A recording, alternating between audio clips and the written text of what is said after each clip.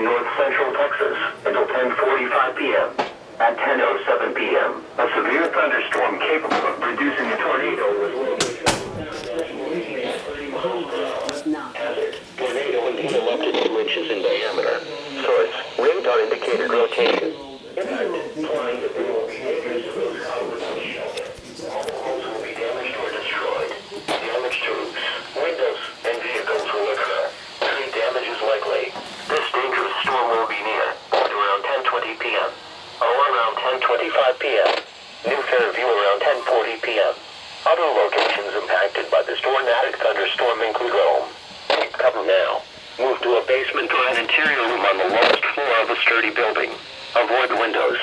If you want